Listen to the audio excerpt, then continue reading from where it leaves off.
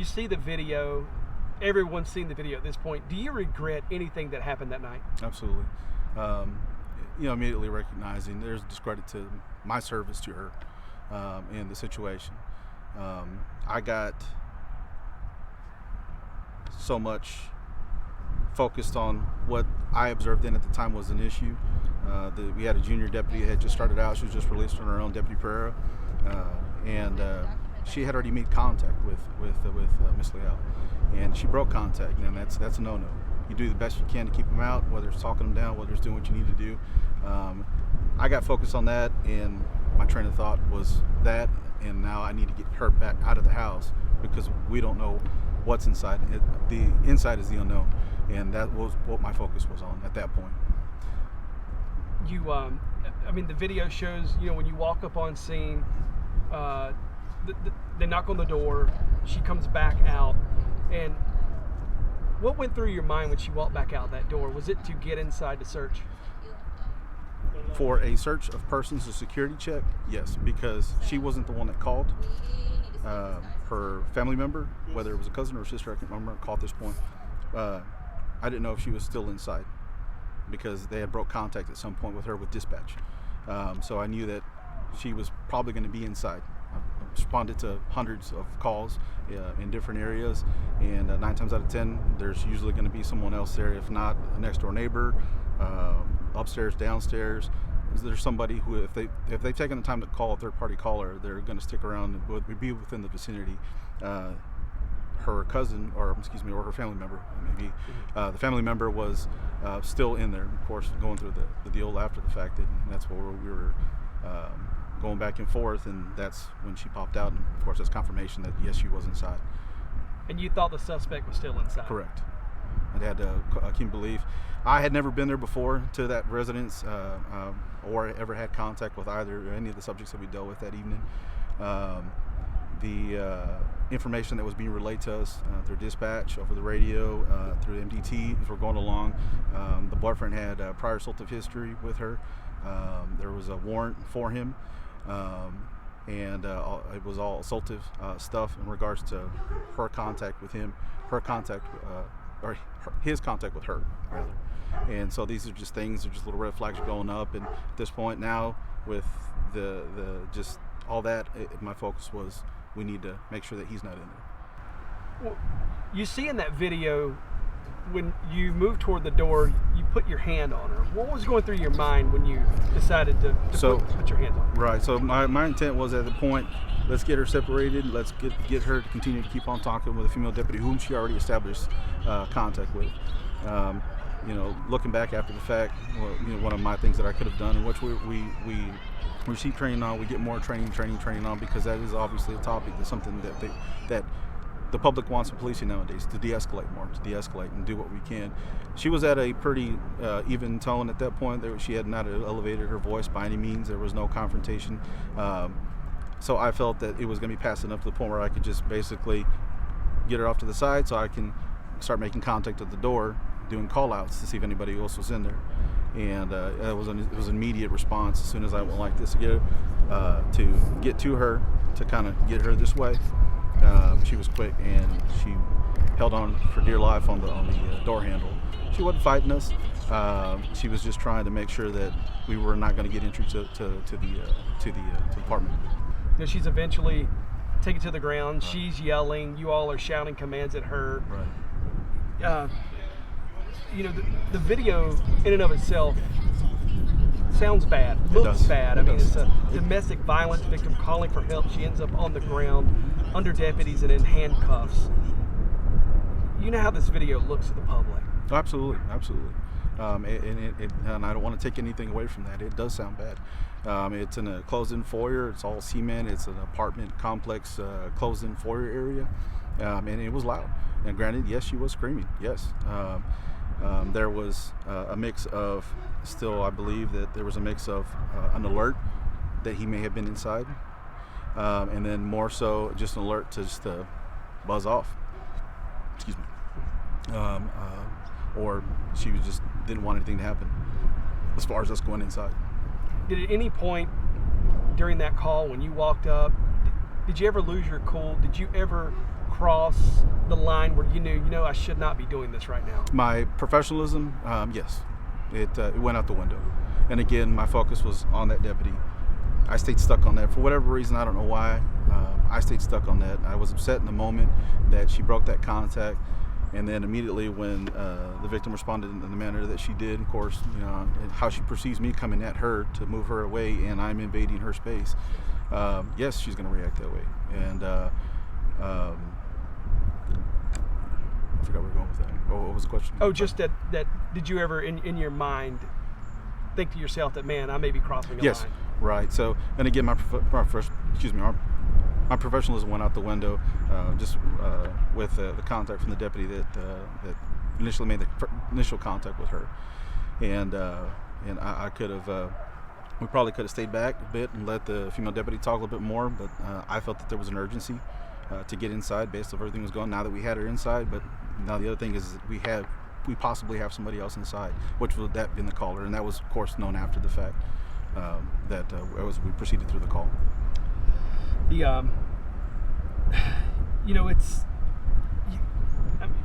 You watched today. There was a press conference where the sheriff made allegations against you, said that you were part of a rogue group of deputies with the former sheriff's office, that you were not disciplined enough, and so you hear all this, but did you believe in the moment that night that anything that you were doing was criminal?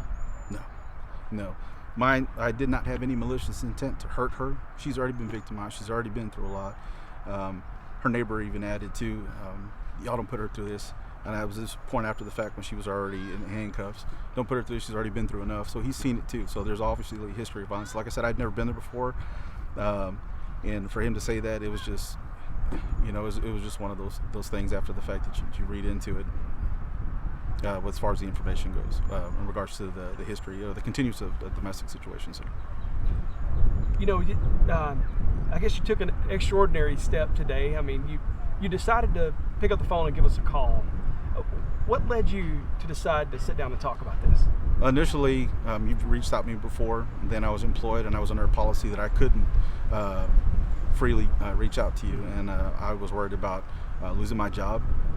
Things were at a political climax then at the point where I felt that it probably would have taken a turn for the worse for me then.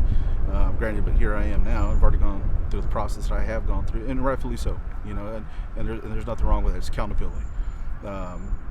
Just like Sheriff Gleason said, and District Attorney Sean Dick said the same thing too, and it's accountability following through with what they felt that needed to be addressed. So that's why today happened, or this morning happened as it did. There's obviously a misdemeanor A in Texas.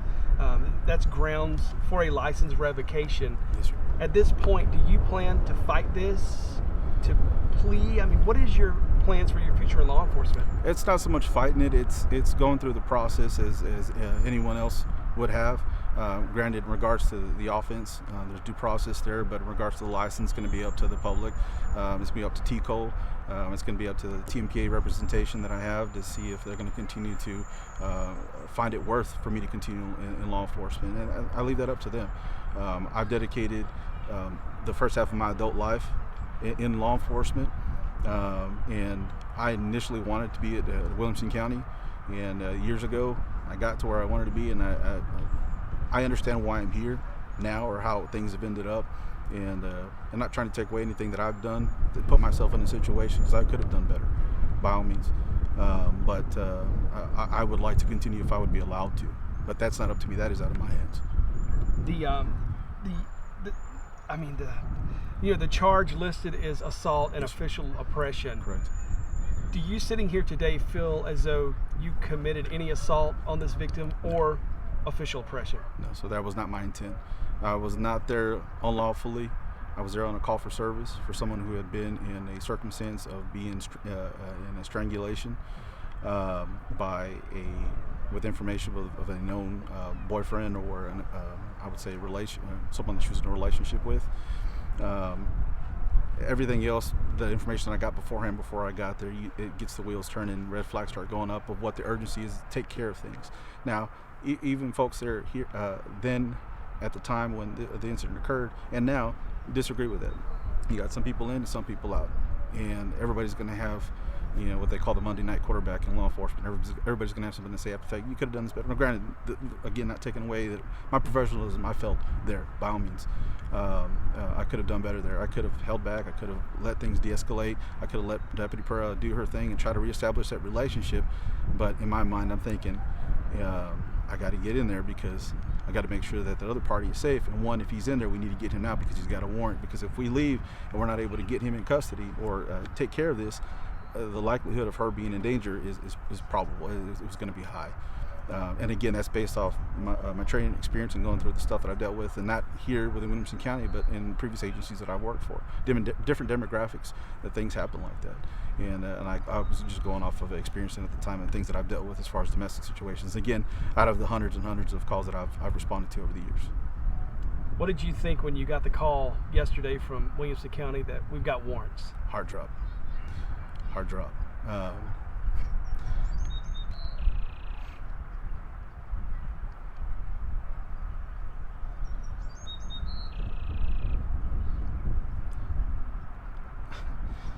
No good cop.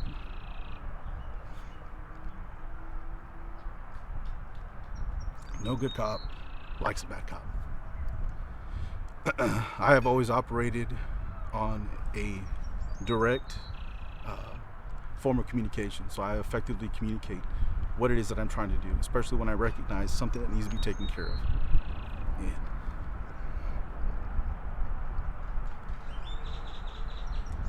I have regrets on how I could have taken care of that.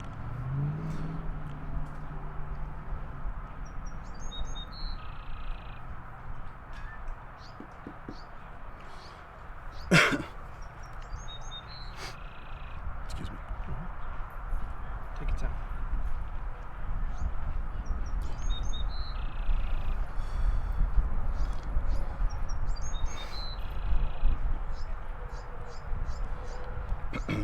I have regrets still. I think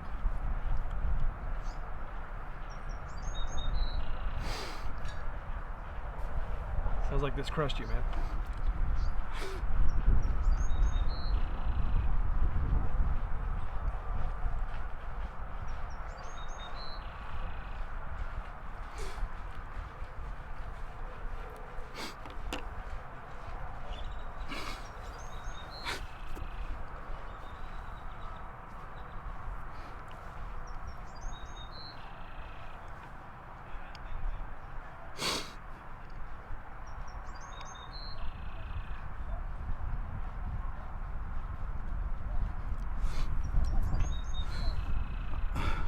I've worked hard in my career, but I believe it to be my law enforcement career to always do the right thing.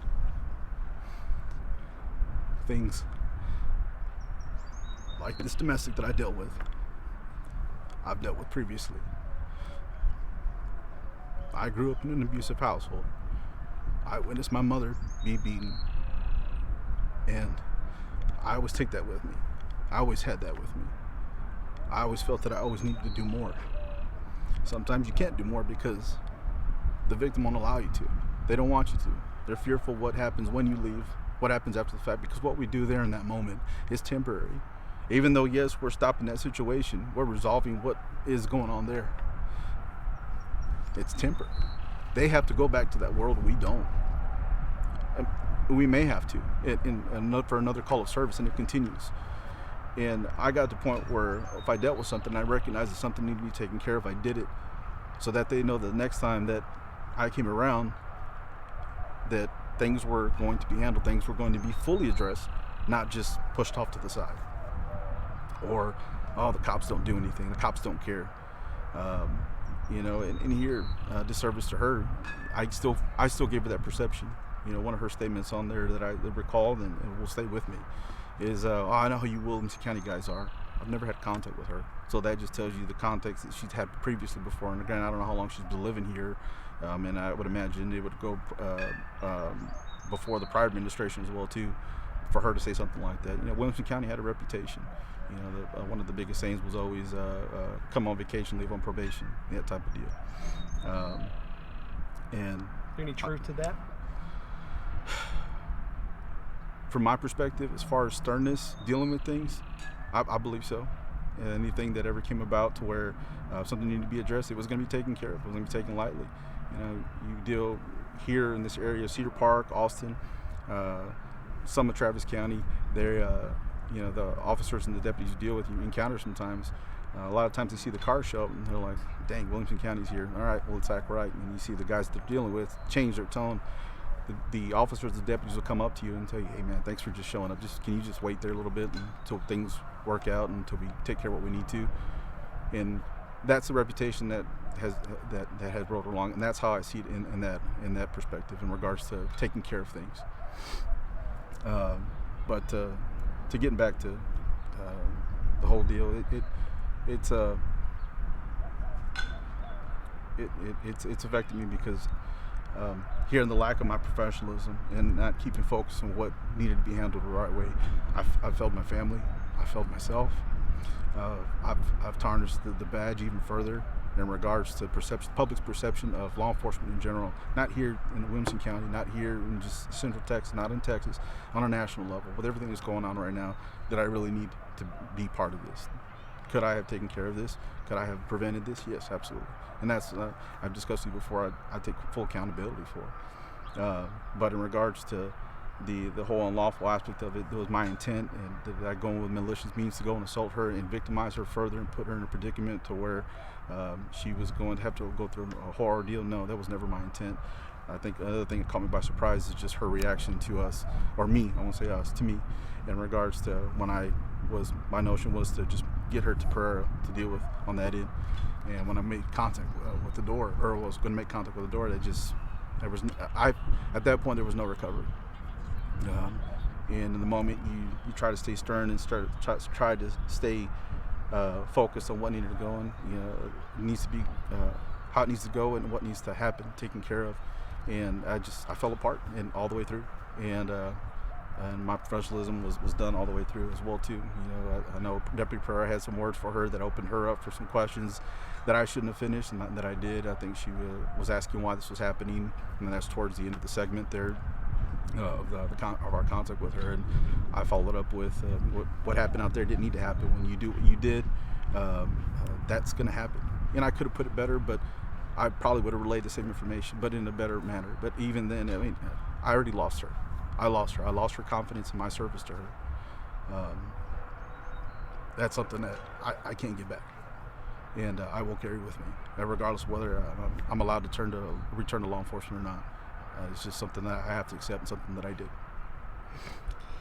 That's the thing too, is your profession, like mine, is built 100% on trust and credibility.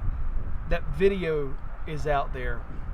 You'll forever be tied professionally to that video. Yes. Do you think that if you are allowed to continue on in law enforcement, can you be trusted to do the right thing from now on? Absolutely. It's going to take some time.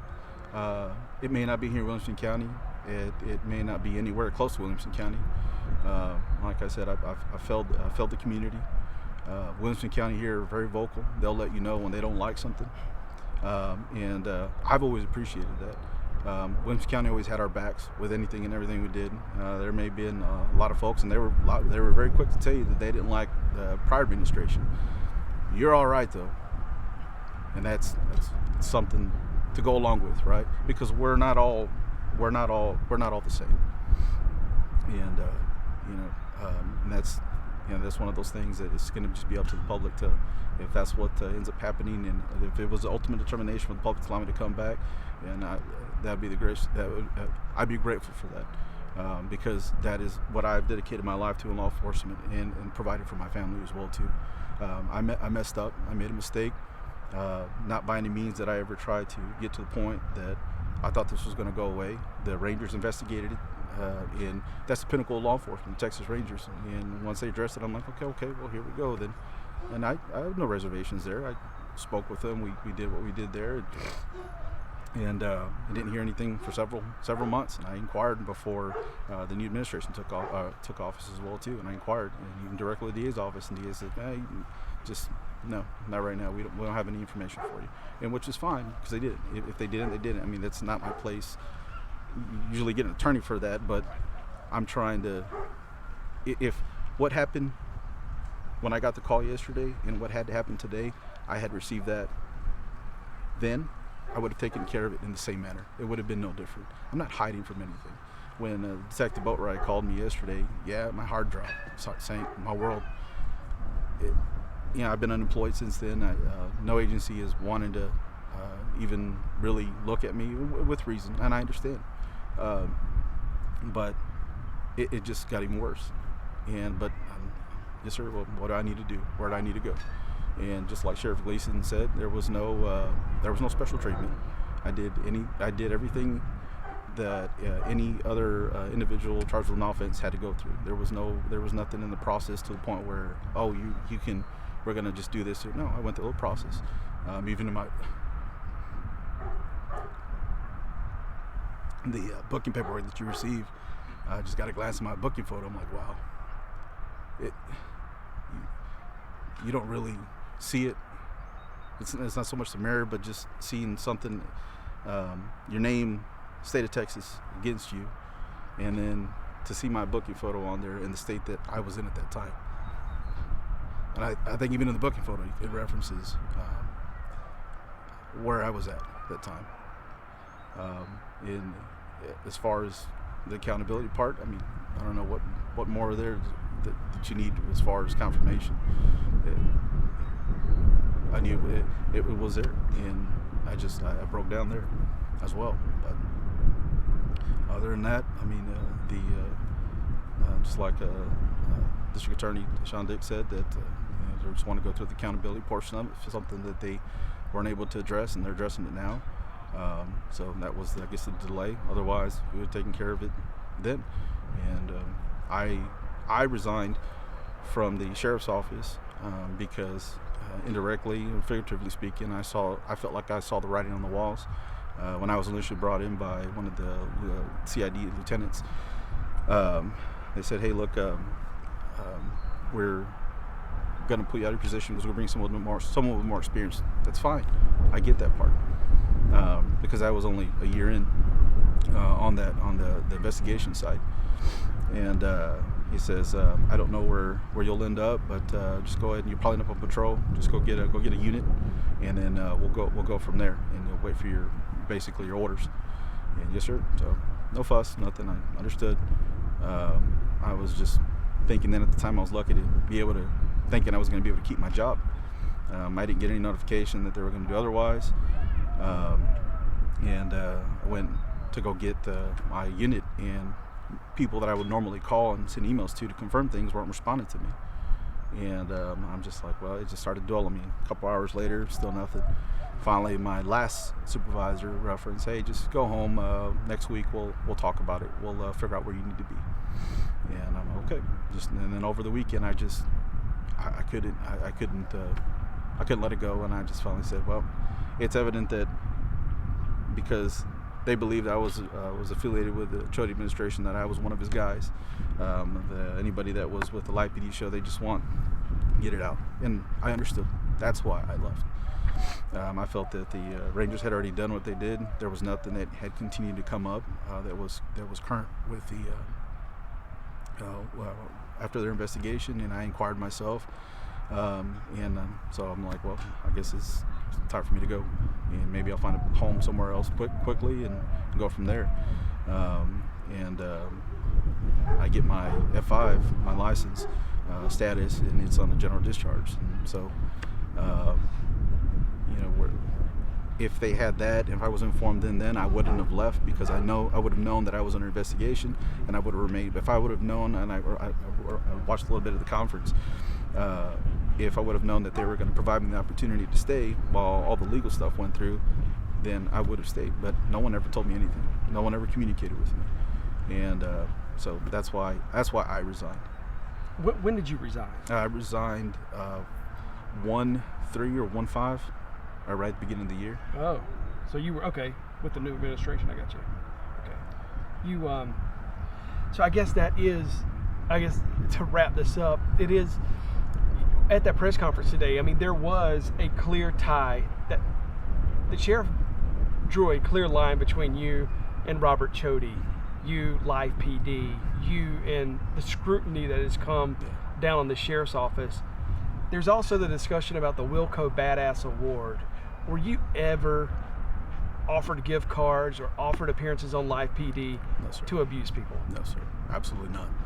I will reference the gift card thing came through, where the gift card came through, and the knowledge that I have of it, and what I recall, what I was informed of, is that if we caught a burglar in progress, and we got them in custody for a burglary in progress, then at that point we would get rewarded. We possibly get rewarded with something.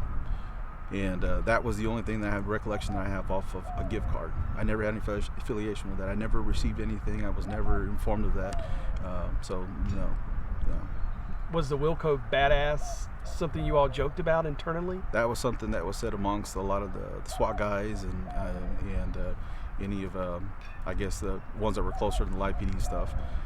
The whole Live PD reference is, it's funny that I was never really given the opportunity to be like a primary or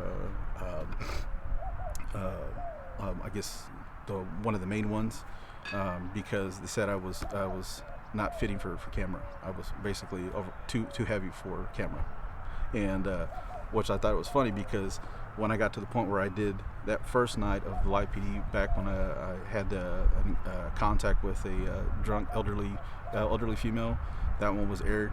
And in my mind, I should have stopped then, as I grew up watching cops. I was like, oh, that's cool. And then this came, and I'm like, well, let's do it. And went through it and got through it. I felt bad for the lady, and we got her taken care of. We helped her up. That's me.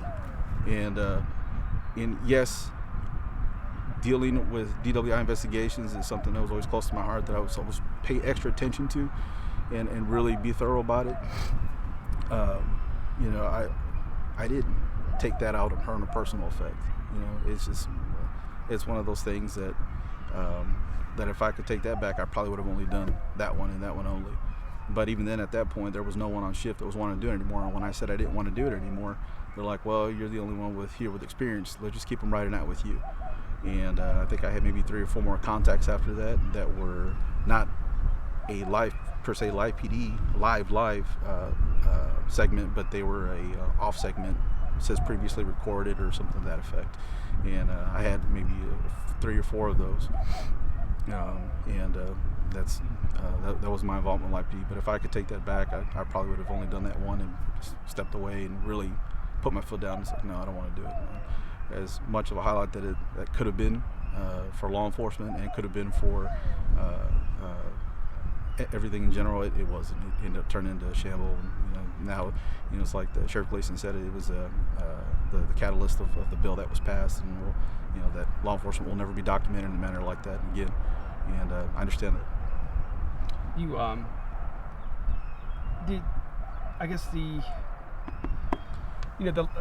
the final point, it was another point that Gleason made today, was we found out today that the Ramsey Mitchell stop from June of 2019 was still under an active Texas Rangers investigation.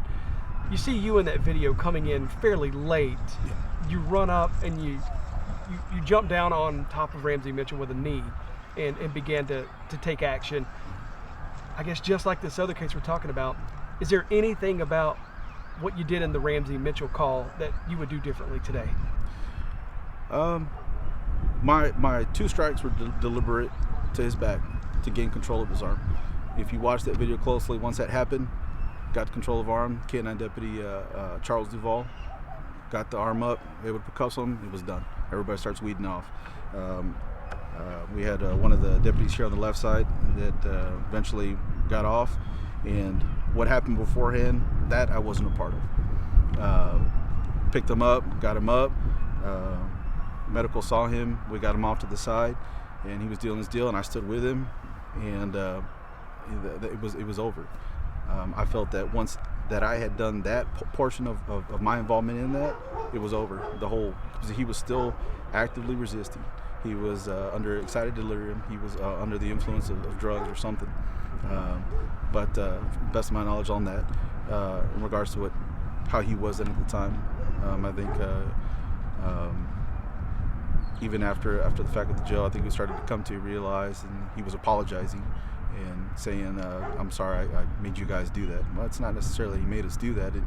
It could have gone different. But in regards to my involvement on that, I felt that as soon as that happened, it was done. Everybody was just off. And if you look at it closely, I think I knocked the deputy a couple good times that was next to me in the face, harder than what contact that I had with Mr. Ramsey, and the whole portion of that was to gain control of his arm to effectively detain him. And hearing that case is under investigation by the Rangers, are you concerned at all about being charged in that? I mean, it's a possibility. I mean, I'm not hiding from anything. It's there. I mean, it's there, just like with Leal, just like with the victim involved in the domestic that I was there with. Same difference. The video is there. I'm not backing off from my involvement on that. Uses of forces are not going to look pretty. Not saying, for instance, that this needed to look pretty or any of them look pretty to the extent, but they're just skin-to-skin contact, physical, forceful contact is always going to look bad on camera, and it's always going to look and sound bad, no matter how we do it. You know, the tools that we're given for tasers and stuff like that, they're ineffective. I think they also had tried to tase him as well too. Duval had his taser out. I don't know if he had deployed then at that point again, or was going to deploy, or couldn't deploy, and he was struggling with it with something. And so it's just one of those things that you in the moment you do what you feel that you need to do to take care of things. And if it comes to the point where the Rangers determine that what I did was unlawful, that can be up to them to continue with in regards to their investigation. I mean, I'm not trying to hide from that or deny anything other than what my involvement was with that. And the one other point I wanted to clear up was that Sheriff Gleason made was Sheriff Gleason said that when they went back and reviewed the reports from the domestic violence case, that he said you failed to accurately describe the detention, and that your report differed from the female deputy. Was that on purpose, or what happened there? I think the thing is that being a senior deputy, they want more elaboration, especially when you have a trainee who had just started. You're essentially basically taking over on that to detail everything that needs to be detailed that they might miss. And how I explained it to her, hey, look, you're primary on this, go ahead and take care of this. I'll put my part in and what I did, and then we'll go from there. In regards to if she needed anything further, to get back with me, and she was on with me all night, and we even visited after the fact. And I guess that's where, as far as the elaboration of what more I could have put in there as far as everybody's involvement, maybe that's what he was referring to. I wrote the report to the extent in that manner. In regards to how things played out, the key things were the whole use of force portion of it. There's a report that we did then, and it needs to be documented and taken care of. And as far as the terms, and not terms, but the bullet points in the policy in regards to what we address, if a use of force needs to be taken care of, those things are in there, and they were addressed. Asked if she was injured, of course by us, and she's like, no. Do you want EMS? No. These are things that I confirmed verbally, got a verbal confirmation from her. And those are the things that I felt that were necessary on mine, because of the things that I did ask her at that point. So you didn't omit anything trying to hide what really happened? No. Could I have elaborated more on the count of Deputy Pereira? Sure. As being the senior deputy, yeah, that was a failure on my part. I could have elaborated a lot more to the point where it shows, it reads better and it shows better of everything that occurred there. And my final question for you would be is, you've seen the fallout over Live PD's involvement with the sheriff's office under Robert Chody. You were a part of Robert Chody's administration. Do you regret anything about joining that sheriff's office under Robert Chody? Not necessarily. I regret being part of the Live PD show.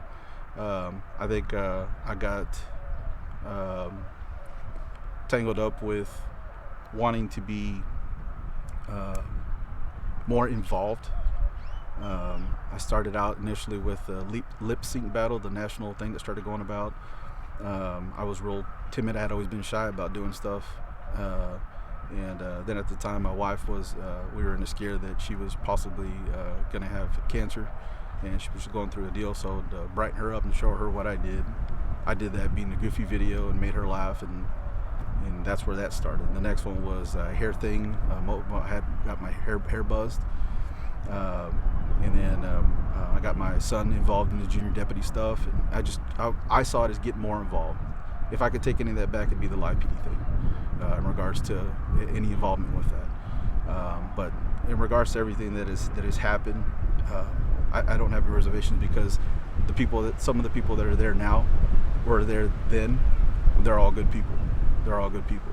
And it's no different than they would have no different perception. They would have the same thing, the reservations. Yeah, you probably should have done that, or I should have been part of that. They shouldn't have done that type of thing. Or live PD should never have come to our office.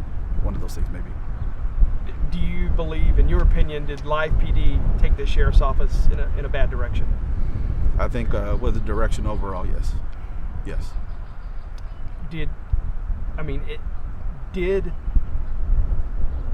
Was the fact that live PD cameras were on scene through a lot of the instances here, did the fact that those cameras show up on scene, or that deputies could appear on that show, did any of that cause unnecessary uses of force or escalation that would not have happened had those cameras not been there? I don't necessarily believe so.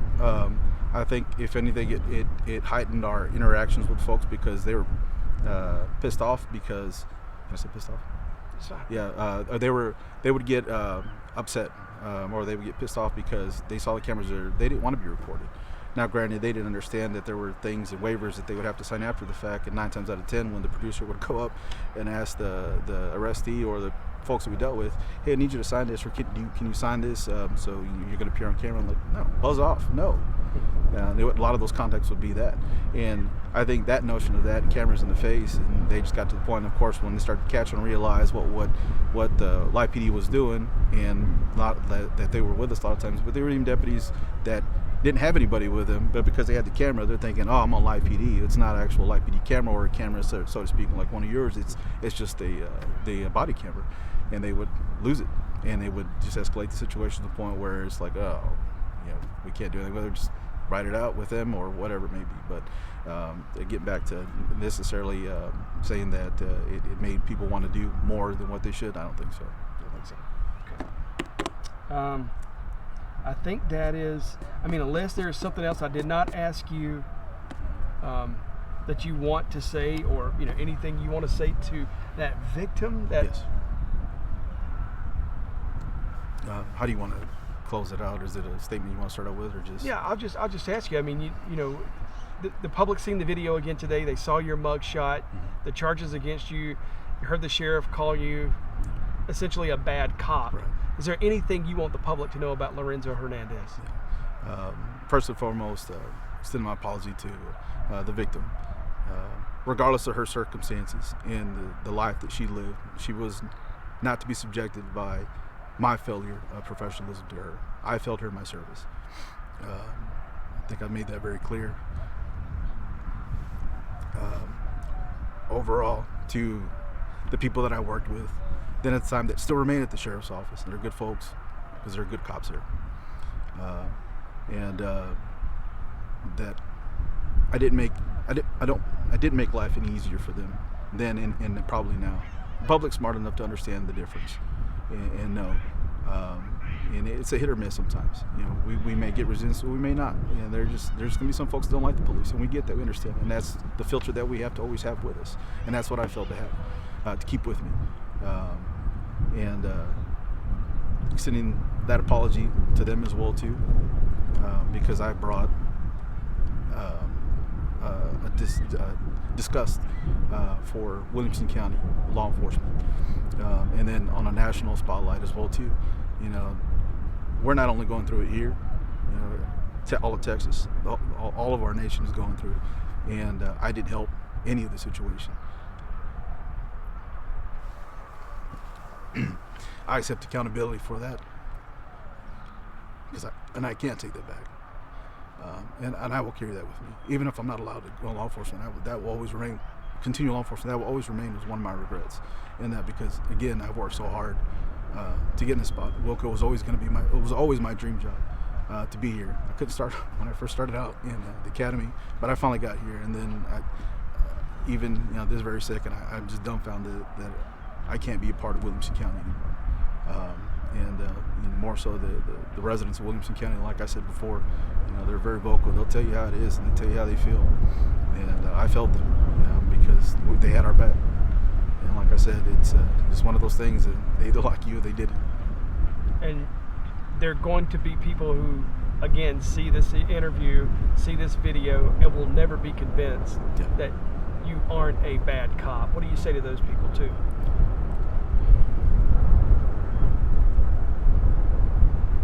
The only thing that would prove anything to them after the fact is either the other side of it is they see me prosecuted to the full extent of the law, and they see that portion of the justice come about. They're content with that. Or I go through and I'm allowed to come back to law enforcement, and I prove myself back to this county and back to the people, at least in the surrounding county, and back to law enforcement in general, because the organizations that represent us as well, too, TMPA, Texas Municipal Police Association, and CLEAT, there too, I shame that as well. And like I said, I can't take any of that back. You good? You said it. All right, man. Well, thanks again for calling. Yes, sir. No, thank you. I appreciate it very much. All right, man.